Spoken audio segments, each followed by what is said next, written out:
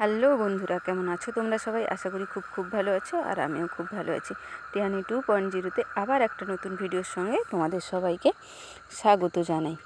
তো যে দেখো, সকালে আমি ঘুম থেকে উঠেই কিন্তু ফ্রেশ হয়ে নিয়েছি। তারপরে কিন্তু বাড়ির যা সমস্ত কাজ থাকে, সকালের বাসি কাজকর্ম, সেগুলো কমপ্লিট করে নিয়েছি। তারপরেই কিন্তু আগের দিনে যে ভেজা জামা কাপড়গুলো ছিল, ওইগুলো কিন্তু রোদে দিতে চলে এসেছি। ঘুম থেকে উঠলেই কিন্তু হয় আগে জামা কাপড় রোদে দিতে হয়, না হলে কিন্তু কাজকর্ম করার পরে যেগুলো ভেজা জামা কাপড় থাকে ওইগুলো রোদে দিই। জামা কাপড় নিয়েই সারাদিন, সকাল থেকে উঠলেই জামা কাপড় রোদে দেওয়া, আবার মেয়ের জামা কাপড় কাচা, ওই সমস্তই করতে হয়। বিকেলে জামা কাপড় তোলা, গোছানো, এই সমস্তই। তো জামা কাপড় রোদে দিতে দিতে দেখি যখন একটা গাছে ফুল ফুটেছে, স্থলপদ্ম, আর ফুলটা কিন্তু একটা ডালের মধ্যে হয়েছে। বেশ অনেক দিন পরেই কিন্তু ফুলটা ফুটেছে, আর ফুলটা কিন্তু ছোট্ট, বেশি বড়ও হয়নি। তো তারপরে এই যে দেখো, সমস্ত জামা কাপড় আমি বের করেছি, আর বিছানা চাদরগুলোও বের করেছি। আমাদের দাদা ভাইয়ের, মেয়ের, বাবার জামা প্যান্ট, আর মায়ের দুটো শাড়ি পুকুর ঘাটে ছিল, মা স্নান করে গেছে, ওইগুলোও কিন্তু সার্ফে ভিজিয়ে দিয়েছিলাম আমি। যে যখন সমস্ত কিছুই কাচবো, তাহলে মায়েরগুলোও কেচে দিই। তো দেখো, এখন প্রায় কিন্তু 9টা বাজে, আর বাবা এসেছিলো, বাবাকে খেতে দিয়ে দিয়েছিলাম। বাবা খেয়ে চলে গেছে মেয়েকে নিয়ে। যেহেতু জামা কাপড়গুলো কাচবো, সেই জন্য কিন্তু বাবা বললো যে মেয়েকে একটু সেদিকে নিয়ে যাচ্ছি, দোকানের দিকে নিয়ে যাচ্ছি, তুমি ততক্ষণে কাজগুলো কমপ্লিট করে স্নান করে নাও। তার জন্য কিন্তু বাবা মেয়েকে নিয়ে গেছে। ততক্ষণে আমি এদিকে সমস্ত জামা কাপড়গুলো সার্ফে ভিজিয়ে দিচ্ছিলাম। আর বাবা যখন এসেছিলো খেতে, তখন কিন্তু বাবার যে জামা প্যান্টগুলো আমি বের করেছিলাম কাচবো বলে, ওইগুলো কিন্তু সার্ফে ভিজিয়ে দিয়েছিল। আর এদিকে না, ওই গামলাটার মধ্যে কিন্তু সমস্ত জামা কাপড়গুলো ধুচ্ছিল না, বেশি হয়ে গেছিলো। তার জন্য কিন্তু ওই গামলাতে যতগুলো ধরে সেইগুলো ভিজিয়ে নিয়ে, তারপরে যে বাবার যে জামা প্যান্টটা ভেজানো ছিল, ওইটা কিন্তু মায়ের যে শাড়িটা ভেজানো হয়েছে, ওই শাড়িটাকে শাড়িটার মধ্যে বাবার জামা প্যান্টগুলো রেখে দিয়ে, তারপরে যেগুলো ভিজিয়েছিলাম মেয়ের জামা প্যান্টগুলো, ওইগুলো কিন্তু বালতির মধ্যে তুলে দিয়ে, তারপরে আমি তোমাদের দাদাভাইয়ের ওই যে জামা প্যান্ট, বিছানা চাদর, ওইগুলো ছিল, ওইগুলো কিন্তু গামলার মধ্যে ভিজিয়ে নিচ্ছিলাম। তো এদিকে সমস্ত জামা কাপড়গুলো ভিজিয়ে রেখেই কিন্তু পুকুর ঘাটে চলে গেছিলাম থালা বাসনগুলো ধুতে। কারণ আজকে সকালে মা একটু তাড়াহুড়োর মধ্যেই ছিল, তার জন্য কিন্তু বাসনগুলো ধুয়ে দিয়ে যায়নি। নাহলে কিন্তু মা প্রতিদিন ওই এঁঠো বাসনগুলো ওইগুলো ধুয়ে রেখে দিয়েই তারপরে দোকানে যায়। আজকে হয় ঘুম থেকে উঠতে দেরি হয়েছে, নাহলে একটু তাড়াহুড়োর মধ্যেই ছিল। আর আমি তো ঘুম থেকে দেরি করেই উঠি, প্রায় 8টার দিকে উঠি। তো সেই জন্য কিন্তু সমস্ত কাজ করেছিলাম, শুধুমাত্র বাসনগুলো ধোয়া হয়নি। আর সেই সঙ্গে কিন্তু আমি ভাতের হাঁড়িটাও কিন্তু বের করে নিয়ে এসেছিলাম। ভাতের হাঁড়িও একসঙ্গে মেজে নিয়ে যাবো, যেহেতু থালা বাসনগুলো মাজবো, সেই সঙ্গে মেজে নিয়ে যাব বলে, এক হাতে সমস্ত কাজটা করে নিব বলেই কিন্তু আমি হাঁড়িটাকে বের করে নিয়ে এসেছিলাম। তো এই যে সমস্ত থালা বাসনগুলো এখন মেজে নিচ্ছি, মেজে ধুয়ে রেখেই কিন্তু আমি জামা কাপড়গুলো কেচে নিব।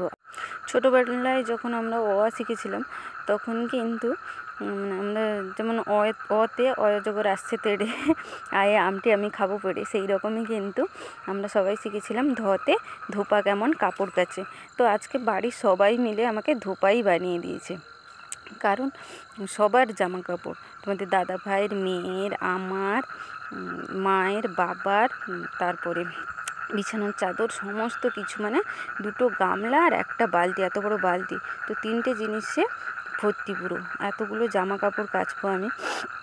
তো বাড়ির সবাই বলাটা ভুল, কারণ কেউ আমাকে কিন্তু কাচতে বলেনি জামা কাপড়গুলো, আমি নিজে থেকেই কাচবো। ভাবলাম যে নিজেদেরগুলো যখন কাচছি জামা কাপড়গুলো, বাবারগুলোও নোংরা হয়েছে, আর চোখের সামনেই দেখতে পাচ্ছি যে নোংরা জামা কাপড়গুলো পরছে, সেই জন্য কিন্তু জামা কাপড়গুলো কেচে দিয়েছিলাম আমি। আর মা তো স্নান করেই দোকানে গেছে, আর শাড়িটা ধুতে খেয়াল নেই বা তাড়াহুড়োর মধ্যে ছিল, সেই জন্য কিন্তু শাড়িটা ওইখানে ঘাটের কাছে পুকুর ঘাটে রেখে গেছিলো। তো ওই কাপড়টাও, মায়ের শাড়িটাও কেচে দিয়েছিলাম। মায়ের কিন্তু ওই একটা শাড়িই ছিল, আর বাবার 2-3টে মতো জামা প্যান্ট, আর মেয়ের তো সবচেয়ে বেশি, কারণ মেয়ের প্রতিদিন প্রায় এক গামলায় একটু কম হয়, নাহলে কিন্তু মেয়ের প্রচণ্ড পরিমাণে জামা কাপড় বেরোয়। ও তো 10 মিনিট অন্তর পেচ্ছাপ করে, তো ওর জামা কাপড়গুলো বেশি বেরোয়। আর আজকে যেহেতু বিছানার চাদর, তারপরে তোমাদের দাদাভাইয়ের যে বাজার যায় ওই সোয়েটার, রেনকোট সমস্ত কিছুই কাচ্ছিলাম, তার জন্য কিন্তু অনেকটা বেশি হয়ে গেছিলো জামা কাপড়গুলো। তো চলো এদিকে দেখো যে জামা কাপড়গুলো কেচে থালা বাসনগুলো ধুয়ে রেখে দিয়ে কিন্তু আমি জামা কাপড়গুলো কেচে নিয়েছিলাম। তো কাচার পরে এই যে এখন ধুয়ে নিচ্ছি। আর তোমরা ভাবছো হয়তো যে জামা কাপড়গুলো কাচতে বা ধুতে এইটুকুনি টাইম লেগেছে, 2 থেকে 3 মিনিট ভিডিওর মধ্যে আমি দিয়েছি হয়তো, কিন্তু জামা কাপড়গুলো কেচে ধুয়ে রোদে শুকাতে দিতে তো প্রায় 1 ঘন্টার কাছাকাছি আমার টাইম লেগেছিল। কারণ এতগুলো জামা কাপড় কেচে ধুয়ে পরিষ্কার করে ধুয়ে তারপরে সমস্ত জামা কাপড়ে জল ঝরিয়ে তারপরেই কিন্তু রোদে দিয়েছিলাম, তার জন্য কিন্তু প্রায় 1 ঘন্টা মতো টাইম লেগেছিল। আর এদিকে দেরি হয়ে যাচ্ছিল, তোমাদের দাদাভাই বাজারে যাবে, যদি জামা প্যান্টগুলো সোয়েটার বা রেনকোট যদি না শুকোয় তাহলে কিন্তু আমাকে বকুনি দিত, কারণ বাজারে যাবে আর বাজারে তো ভিজে জামা কাপড় পরে, ভিজে থাকলে ওইগুলো পরে যাওয়া যায় না ঠান্ডার সময়। তো চলো জামা কাপড়গুলো ওইদিকে তোমাদের দাদাভাইয়ের যেদিকে সব সময় বিকেল অবধি রোদ থাকে ওইদিকে কিন্তু তোমাদের দাদাভাইয়েরগুলো রোদে দিয়ে দিয়েছি, আর এইদিকে মেয়েরগুলো এখন রোদে দিচ্ছি। তো এই যে দেখো সমস্ত জামা কাপড়গুলোই কিন্তু এখন রোদে দেওয়া হয়ে গেছে। আর পুরো ভিডিও তো তোমাদের সঙ্গে শেয়ার করা যাবে না, চাইলেও কিন্তু যাবে না, আর ফোন স্টোরেজও এত নেই।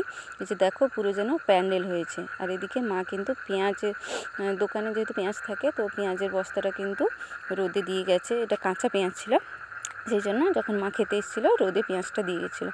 তারপরেই কিন্তু আমি স্নান করে পুজো করে এখন বসে গেছি রান্না করতে। আর আজকে রান্না হচ্ছিল মাছের টক, আর ওলকপি, মূলো, আলু, বেগুন, কাঁচকলা দিয়ে মাছের মাথা দিয়ে একটা সব রকমের সবজি হচ্ছিল। আর এদিকে যেহেতু মেয়ে কান্না করে আর মেয়ে আমাকে জড়িয়ে ধরে থাকে, সেই জন্য কিন্তু রান্নার সময় বেশি ভিডিও আমি করতে পারি না। আর বেশি ভিডিও করতে গেলে মেয়ের অসুবিধা হয়, আমারও অসুবিধা হয়। তো রান্না বান্না খাওয়া দাওয়া সমস্ত কিছু কমপ্লিট করে মেয়েকে ঘুম পাড়িয়ে দিয়েছি। তারপরেই কিন্তু আমি বেরিয়েছি একটা জায়গায় যাব বলে। আমরা ওই সমিতি ব্যাংকে বই করেছি, তো ওইখানে একজনের বাড়িতে সবাই টাকা জমা দিয়ে যায়, তো ওইখান থেকে টাকা নিয়ে এসে আমি আমার ব্যাংকে যাই টাকাটা জমা দিতে। সেই জন্য কিন্তু এখন ভাবলাম যে মেয়ে যেহেতু ঘুমিয়ে গেছে তখন যাই, গিয়ে টাকাটা নিয়ে আসি। আর এই যে দেখো ফুলটা কিন্তু এমনি গরমের সময় যখন ফুটছিল তখন কিন্তু যতটা বেলা হতো ততটাই ফুলের কালারটা চেঞ্জ হতো, গোলাপি হয়ে যেত। আর এখন দেখো যেহেতু ঠান্ডা, তাই কিন্তু ফুলটা চেঞ্জ হয়নি, ফুলের কালারটা একই আছে। তো তারপর ওইখান থেকে টাকা নিয়ে এসে তারপরে কিন্তু বাড়িতে এসে সমস্ত কাজকর্ম কমপ্লিট করে মেয়েকে মায়ের কাছে রেখে দিয়ে সন্ধ্যের যা যা কাজকর্ম থাকে, ঘর বাড়ি ঝাঁট দেওয়া, সন্ধে দেওয়া, ওই কাজগুলো কমপ্লিট করে মেয়েকে মায়ের কাছে রেখে দিয়ে আমি চলে গেছিলাম সমিতি ব্যাংকে টাকাটা জমা দিতে। আমরা সবাই মিলে লোন নিয়েছিলাম, তো ওই লোনে 6 মাস অন্তর অন্তর করে টাকাটা হাফ টাকা দিয়ে দিতে হয়, তার জন্য কিন্তু ওই টাকাটা জমা দিতে গেছিলাম। সবাই মিলে টাকাটা দিয়ে গেছিলো, তো আমি একাই গেছিলাম টাকাটা জমা দিতে। যেহেতু এতগুলো টাকা, তার জন্য কিন্তু বারবার করে হিসাব করে নিচ্ছিলাম। এখানে প্রায় নয় 42,000 টাকা ছিল। তো ওই 42,000 টাকায় কিন্তু বারবার করে ওইখানে একবার হিসেব করেছি, বাড়িতে এসে একবার হিসেব করেছি, আবার কিন্তু ওই সমিতি ব্যাংকে একবার হিসেব করে সমস্ত টাকাটা গুছিয়ে নিয়ে তারপরেই কিন্তু আমি টাকাটা জমা দিতে গেছিলাম। সবগুলো তো আর 500 টাকার নোট নয়, 500, 200, 100, 50, 20, 10 সব নোটই ছিল, তার জন্য কিন্তু হিসেবে একটু গণ্ডগোল হচ্ছিল।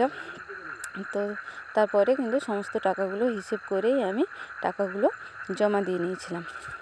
তো ব্যাংকে টাকা জমা দিয়েই তারপরে কিন্তু বাড়িতে চলে এসেছিলাম, মেয়েকে কিন্তু দোকানে রেখে দিয়েই এসেছিলাম মায়ের কাছে। তো বাড়িতে এসে সন্ধে দিয়ে নিয়েছিলাম, কারণ সন্ধেটা দেওয়া হয়নি। তো সন্ধে দিয়ে নিয়েই তারপরেই কিন্তু যে সমস্ত জামা কাপড়গুলো বিকালে তুলে রেখেছিলাম, দেখো পুরো এক চেয়ার হয়েছে জামা কাপড়গুলো, চেয়ারের মতো। তারপরে বিছানাটা ঠিক করে নেব। ওই জামা কাপড় চাদর তো কাঁচা হয়েছিল, গুছিয়ে নিয়েছিলাম। ভাবলাম মেয়ে যখন মায়ের কাছে নিয়ে তারপরে জামা কাপড়গুলো আগে নিতে যাব মায়ের কাছে।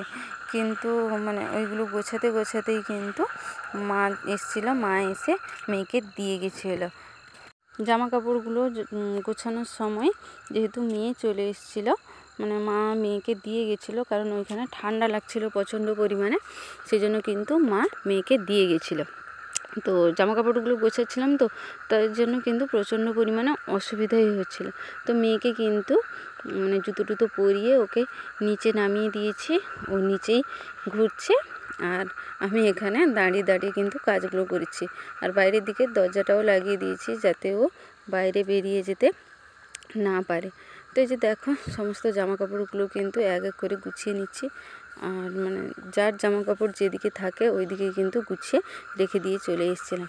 তো তারপরে কিন্তু মা বাবা দুজন মিলে কিন্তু বোনের বাড়িতে গিয়েছিলো, ওই সবজি দেওয়ার ব্যাপার থাকে না, ওই সবজি নিয়েই গিয়েছিলো বোনের বাড়িতে। আর এদিকে তোমাদের দাদাভাই কিন্তু মাংস নিয়ে এসেছিলো, মানে মা বাবা বাড়িতে ছিল, ও কিন্তু মাংস নিয়ে এসেছিলো। তোমাদের দাদাভাই কিন্তু জানে না, মানে জানতো না যে মা আর বাবা বাড়িতে থাকবেন, নাহলে কিন্তু নিয়ে আসতো না।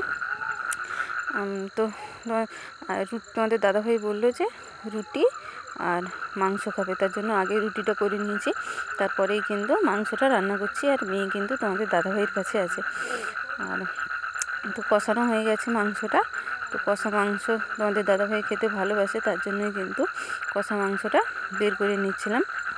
তারপরেই কিন্তু জলটা দিয়ে দিয়েছি। আর যেহেতু রুটির সঙ্গে মাংসটা খাওয়াবে, তার জন্য কিন্তু অল্প পরিমাণে জলটা দিয়েছি, মানে আলুটা সেদ্ধ হওয়ার মতো জল দিয়েই কিন্তু ঢাকা দিয়ে দিয়েছিলাম, যাতে আলুটা তাড়াতাড়ি সেদ্ধ হয়ে যায়। রাত হচ্ছে, মেয়েও ঘুমিয়ে যাবে, সেই জন্য তো ঢাকা দিয়েই তারপরে কিন্তু তিনজন মিলে বসে কষা মাংস খেয়ে নিয়েছিলাম। এদিকে কষা মাংসটা খেতে কিন্তু ওইদিকে আলু সেদ্ধ হয়ে গেছিলো, তরকারিটা হয়ে গেছিলো। তো মাংসটা খেয়েই কিন্তু তারপরে বসে পড়েছিলাম রুটি খাবো বলে। আর রুটি মাংস খেয়েছিলাম, আর মেয়েকে তো মেয়ে রুটি খায় না, তার জন্য কিন্তু একটু করে মাংস খাওয়াচ্ছিলাম। আর তারপরে কিন্তু তোমাদের দাদাভাই আবার মুড়ি দিয়ে মাংস খেয়েছে, কারণ বললো যে মুড়ি দিয়ে মাংস খেতে ভালো লাগে, আর অল্প একটু দাও মুড়ি। তো অল্প একটু মুড়ি নিয়ে কিন্তু তারপরে মুড়ি মাংস খেয়ে, তারপরে এই যে দেখো বিছানাটা যেহেতু সন্ধ্যের সময় কমপ্লিট করা ছিল, বাবা মেয়ে দুজন মিলে বসে পড়েছে এখন। আর ও কিন্তু ওর বাবার সঙ্গে লুকোচুরি খেলছে। লুকোচুরি খেলতে আমি ওকে অ আ বলতে বললাম, তো ও একটু অ আ বলছিল। আর আমি যখন এডিট করছিলাম তো ওই ভয়েসটা কিন্তু আমি রেখেছিলাম, কিন্তু এখন দেখি ভয়েস ওভার দিতে গিয়ে যে ওই ভয়েসটা আমি অফ করে দিয়েছি। তো তার জন্য কিন্তু এখন মুখে বলছি। আর তোমাদের দাদাভাই ওই ব্ল্যাঙ্কেটের মধ্যে লুকিয়ে আছে, মেয়ে কিন্তু এদিক দিয়ে দেখছিল। তো চলো ভিডিওটা আর বেশি বড় করব না, বেশ অনেকটাই বড় হয়ে গেছে ভিডিওটা। আর ওকে যখন অ আ বলতে বলছিলাম, তো ও কিন্তু অ আ বলছিল, হর্ষই অবধি বলছিল, তারপরে কিন্তু আর বলতে পারেনি। তো চলো ভিডিওটা এখানেই শেষ করছি। ভিডিওটা যদি ভালো লাগে তাহলে লাইক করো, কমেন্ট করো, শেয়ার করো, আর আমার চ্যানেলটাকে সাবস্ক্রাইব করে দিও। দেখা হচ্ছে নেক্সট ভিডিওতে।